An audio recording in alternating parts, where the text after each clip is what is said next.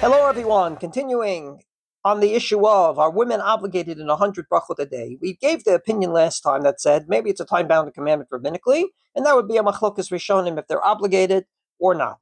If it's not a time-bounded commandment, since it's all day, then they would be obligated, not to mention the fact that since it was enacted because people were dying every day, or because we don't want to be cursed with the 98 curses in the book of Devarim, then men and women are equally in need of this wonderful benefit.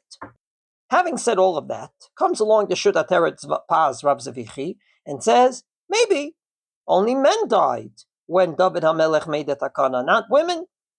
In addition to which, maybe the curses in the book of Devarim is only talking about men. Why do you say that? Because it says there, and I quote, Im lo tishma b'kol Hashem Elokecha, you didn't listen to the voice of God, lishmor v'la'asot, to guard and to do, guard namely not do averot, do meaning do mitzvot, et kol mitzvotav v'chukotav, all the mitzvot of the Torah. Well, women, as we know, are not obligated in all the mitzvot of the Torah. They're not obligated, say, in hearing shofar and sitting in a sukkah and shaking a lulav and saying kriyat shema twice a day, and therefore maybe the whole idea of those curses only applies to men and not to women. So in a word, men need these 100 brachot a day. Women are on a much higher level. They're not in need of these 100 brachot a day. But in and of itself, whatever the reason is, once a mitzvah is made, a mitzvah is enacted.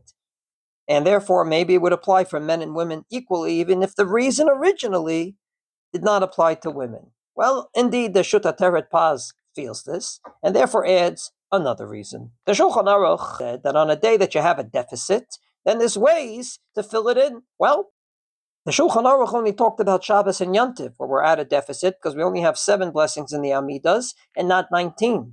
Why didn't he mention women that are at a deficit every day? Because women do not put on talis and tefillin every day. That's 2 to 3 brachos off the books, not to mention the fact they're not obligated in Kriyat Shema, and therefore they're not obligated in the 2 blessings before, the 1 blessing after in the morning, the 2 blessings, the 3 blessings at night. Why did he only mention Shabbos and Yom Tov? From here deduces the Ateret Paz, since he only mentioned Shabbos and Yom Tov, he was obviously speaking only to men, because only they have this problem once a week on Shabbos or during the Yom Tovim, and therefore women are not obligated because he didn't even mention them, because they would have this problem every single day. He buttresses this argument with the Rambam. The Rambam mentioned that on Shabbos and Yom Tovim you're at a deficit, and then he adds a few more examples. If you didn't sleep at night, you don't say certain brachot in the morning. If you didn't use the washroom as much on a regular day for whatever reason, well, he comes along and says, why didn't the Rambam mention in all his examples women? Because every single day they're at a deficit.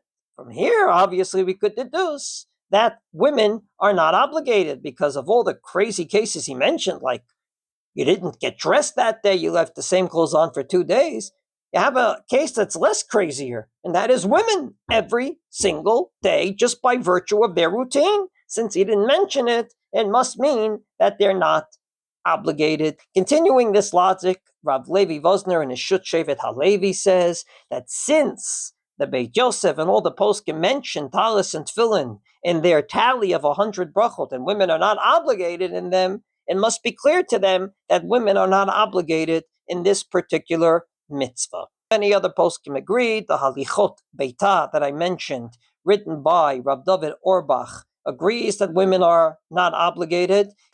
He repeats the argument of Rav Zavichi that if they would have been obligated, then there should have been a seif in the Shulchan Aruch saying women have a deficit every day, not just mentioning Shabbos Yom Tov as the example. And indeed, he mentions that Rav Shlomo Zalman Auerbach agreed with this, mentioned in Halichot Shlomo, Perek Kaf Bet, Seif Kaf Hey, for another reason. Since in the tally, everyone mentions the brachos of Kriyat Shema and other things that women are not obligated in, it must mean, point positive, that they're not obligated in this mitzvah. In another book called Halichot Bat Yisrael by Rav Yitzchak Yaakov Fuchs, he indeed says that they're not obligated, as well as Rav Chaim Oshri in his Revivot Ephraim. And once again, they come back to this argument summarized by Rav Eliezer Melamed.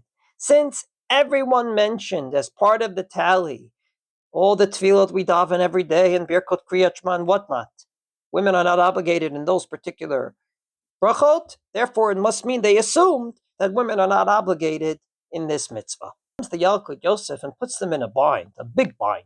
He says that on Shabbos and Yom Tov, we add in all the aliyahs we heard in shul, the bracha before and after, plus the brachos of the haftarah into our tally. But since women are not obligated in hearing laning nor the haftarah, they can't add it in. Well, if that's the case, since they're not obligated, they can't add it in, because answering amen is like you made the bracha only if you were obligated in it, said the Rambam. They have a huge problem. On the one hand, the Yalkut Yosef obligates them in this mitzvah. On the other hand, he doesn't give them the dispensations of men. Namely, on Shabbos, 8 aliyahs time 2 is 16, 1 bracha before the haftarah is 17, you have 4 brachas after the haftarah, off the books for women because they're not obligated in laning. So he puts them in a terrible bind. He said they're obligated and they don't have the dispensation of men, and they should go out of their way to eat a lot of fruits and vegetables, but just to get to the 100, for example, since he does not allow women to say the brachot before and after Shema. He says it's a brachot of Atala because they're not obligated in Shema. The only dispensation he can give is they should daven Shachris Mincha Ma'ariv, those 19 blessings every day. Shabbos, they're going to be in a bind beyond men. And that's the way he leaves them. And I find this to be very problematic. If you're going to obligate women, you have to give them a solution. You don't obligate someone and say there's no solution. And even on a logical level, how would the halacha we obligate them and say you're on your own? Therefore, this leads me to believe that these poskim are correct. Since all the poskim mention that on Shabbos and Yom Tov you can add in the laning, and women are not obligated in laning, it seems to be a point positive that maybe women are not obligated in this mitzvah. Can they do it? Of course they can, especially Ashkenazi women who make brachos, even if they're not obligated in it, and it would be a beautiful thing. But to obligate them, it would be very hard for me to say, because all the poskim mentioned the laning, and the haftorah, and all the things that women are not obligated in as part and parcel of the tally of 100 brachot.